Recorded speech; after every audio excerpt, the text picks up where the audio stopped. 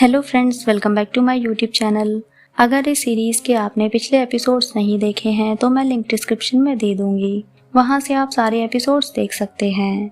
ये इस ड्रामे के हिंदी एक्सप्लेनेशन का पार्ट 4 है, तो चलिए वीडियो को स्टार्ट करते हैं। मैंने सोचती है कि किट और वो आपस में कैसे मिले थे। ये दोनों एक डेटिंग ऐप पर मिले थे जहां इन्होंने मैसेजेस एंड वीडियो कॉल्स पर बात करना स्टार्ट किया था, जहां मैनी किट को लेकर बहुत ज्यादा सीरियस होती है। एक दिन किट ने बताया था कि वो थाईलैंड आ रहा है, जिसे सुनकर मैनी बहुत ज्यादा खुश हुई थी। मैनी ये सब सोच ही रही होती है, तभी वहाँ किट आकर पूछता है कि आज तुम फोन पर इतना अजीब बिहेव क्यों कर रही थी। मैं तुम्हें लेकर बहुत कंफ्यूज हूँ।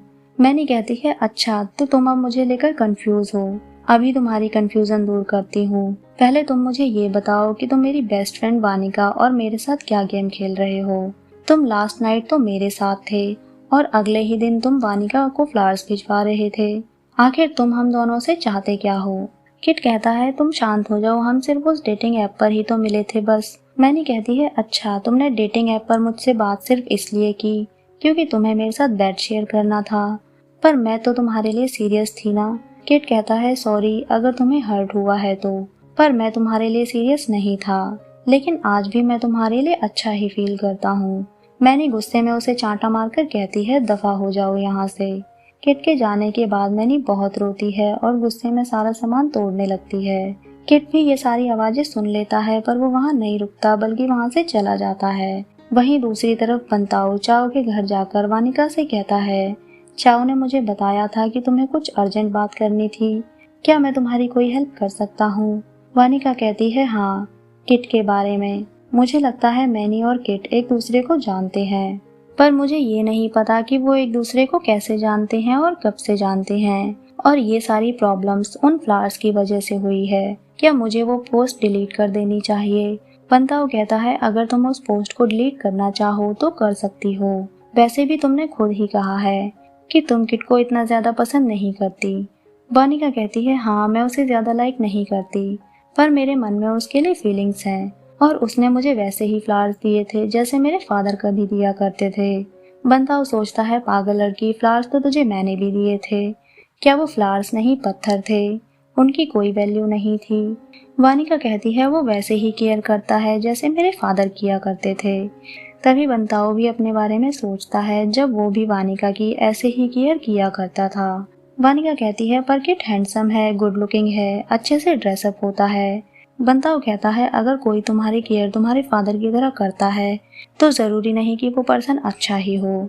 वानिका कहती है, जो मेरी केयर मेरे फादर की तरह करेगा वो अच्छा ही होगा और मैं उससे प्यार भी कर सकती हूँ। बंताओ कहता है, फिर तो तुम्हें मुझसे भी प्यार करना चाहिए क्योंकि मैं तुम्हारे फादर की तरह ही तुम्हें ट्रीट करता हूँ। वानिका पूछती है, क्या तुम मुझसे प्यार करते हो। फिर दोनों एक दूसरे को देखने लगते हैं।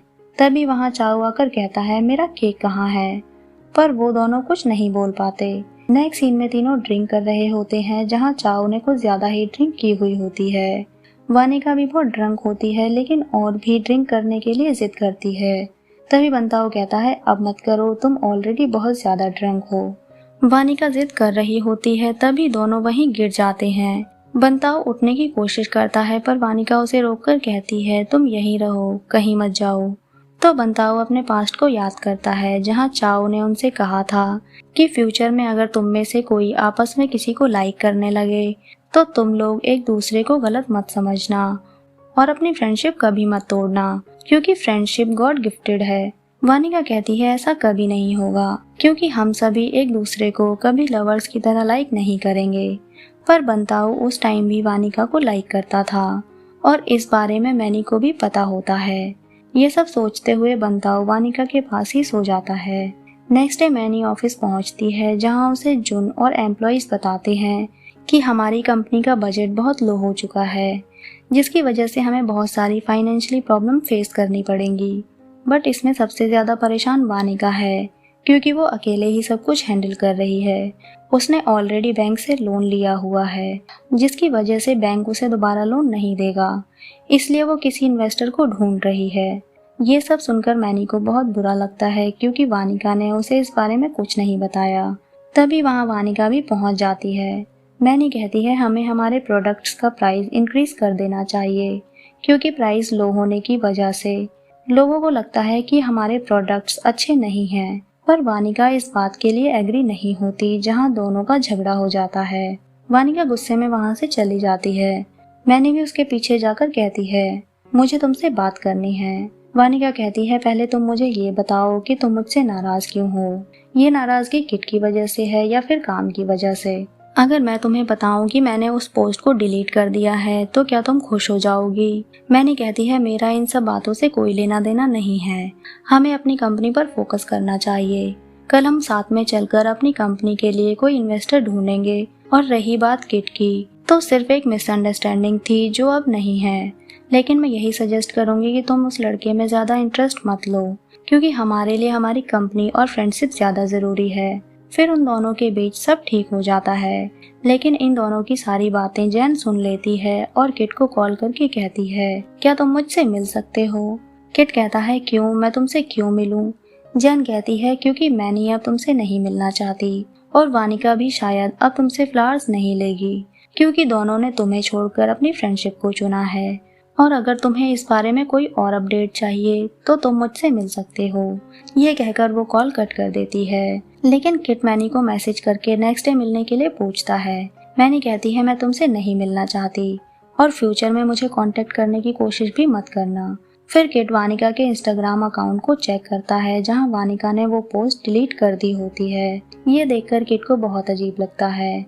नेक्स्ट सीन में वार्ड और वानिका एक रेस्टोरेंट में डिनर के लिए साथ में जाते हैं, जहां वानिका उनसे पूछती है, मेरी क्रीम को लेकर क्या आप कोई ओपिनियन देना चाहोगी? वार्ड कहती है, तुम्हारी क्रीम का टेक्सचर, सेंट मुझे बहुत पसंद है, बट तुम उसकी पैकिंग पर ध्यान दो, थोड़ा इन्वेस्ट करना पड़ेगा। बट फिर इसे वो लोग भी खरीदेंगे जो इसका चीप प्राइस देखकर इसे नहीं खरीदते, क्योंकि जब तुम उसकी पैकिंग को एक ब्रांड की तरह प्रेजेंट करोगी तो वो भी इसमें इंटरेस्ट दिखाएंगे। वानिका को इस बात से थोड़ा बुरा लगता है, बट वो इस ब्रांड वाली बात को समझती है।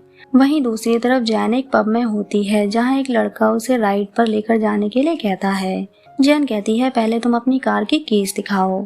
की देखकर जैन कहती है, इससे अच्छा तो मैं कैब से चली जाऊंगी, क्योंकि वो बहुत सस्ती कार होती है। फिर जैन किट को एक फोटो क्लिक करके सेंड करती है और पूछती है, क्या हम कल सुबह मिल सकते हैं? किट भी ओके का रिप्लाई कर देता है, जिसे देखकर जैन बहुत खुश हो जाती है। नेक्स्ट सीन में वानिका मैनी और उसकी लड़ाई के बारे में सोचकर कहती है, अब हमें इन्वेस्टर के साथ साथ प्रेजेंटर भी चाहिए। नेक्स्ट सीन में वानिका और मैनी एक इवेंट में पहुंचते हैं, जहां बड़े बड़े इन्वेस्टर्स और बिजनेसमैन आए होते हैं और मैनी उसे सबके बारे में बता रही होती है। तभी वहां मिस्टर इजारा के आने की अनाउंसमेंट होती है। तभी मैनी और वानिका फुकान को भी देखती हैं, जो कि इजारा की बेटी होती है।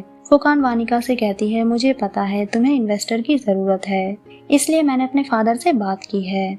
इजारा फुकान से कहते हैं, ये वही है ना जिसने अपनी एड खुद शूट की थी। जिस कंपनी के पास इतना बजट नहीं है कि वो एक मॉडल को हायर करे, उस कंपनी में मैं इन्वेस्ट नहीं कर सकता। ये कहकर वो दूसरी तरफ चले जाते हैं। मैनी और वानिका को गुस्सा तो बहुत आता है, पर वो कुछ नहीं कहती। फुकान कहती है, मेरे फादर एक इन्वेस्टर हैं और वो घाटे का सौदा नहीं करते।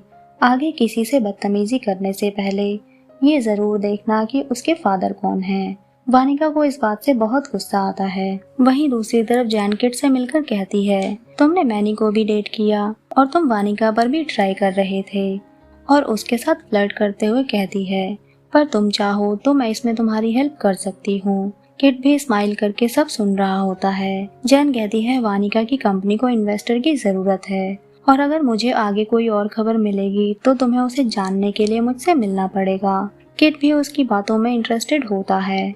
वहीं दूसरी तरफ मैनी पूछती है, तुम्हें फुकान की बात का बहुत बुरा लगा होगा। वानिका कहती है, मुझे पता था उसके डैड एक बिजनेसमैन है, पर मुझे आइडिया नहीं था कि वो अपनी लड़की को इतना बिगाड़ के रखेंगे। मैनी कहती है, बेटियों को अक्सर फादर ही बिगाड़ते हैं, बट तुम टेंशन मत लो, जल्दी सब ठीक हो जाएगा। तभी वानिका खुश होकर कहती है, हमें हमारी कंपनी के लिए प्रेजेंटर मिल गई है। मैनी कहती है, ये मत कहना कि वो कोई सेलिब्रिटी है, क्योंकि हमारी कंपनी का बजट अभी इतना नहीं है। वानिका कहती है, नहीं, वो एक नॉर्मल पर्सन है, वो एजेड है बट गुड लुकिंग है। लेकिन वानिका अभी उसका नाम नहीं बताती। वहीं दूसरी तरफ मीटिंग में वानिका सभी को बताती है कि वो लेडी हमारी प्रेजेंटर के तौर पर सही रहेंगी। क्योंकि वो हमारे प्रोडक्ट्स को यूज करती हैं और उन्हें वो प्रोडक्ट्स पसंद हैं और उनका नाम वार्ड है। सभी इस बात के लिए मान जाते हैं। तभी वहाँ जैन भी आ जाती है, जिसे वार्ड के बारे में पता चल जाता है।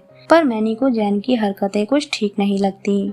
बाहर आकर सभी बजट के कम पड़ने की वजह से टेंशन में होते हैं। जहाँ जैन उनकी बातें सुनकर उनके पास आकर पूछती है, कितना बजट कम पड़ रहा है, दिखाओ मुझे। तभी मैनी कहती है, तुम्हें क्यों जानना है। नेक्स्ट सीन में वानिका वार्ड से कहती है, मैं आपको अपने प्रोडक्ट्स की प्रेजेंटर बनाना चाहती हूँ, क्योंकि आपकी एज की लेडीज आपके ओपिनियन को अच्छे से समझेंगी। इसी के साथ ये एपिसोड खत्म होता है। फ्रेंड्स, अगर आपको ये वीडियो अच्छी लगी है तो प्लीज वीडियो को लाइक करें, चैनल को सब्सक्राइब करें और कमेंट में जरूर बताएं कि आपको स्टोरी कैसी लगी। तो मिलते हैं नेक्स्ट वीडियो में, तब तक के लिए बाय बाय।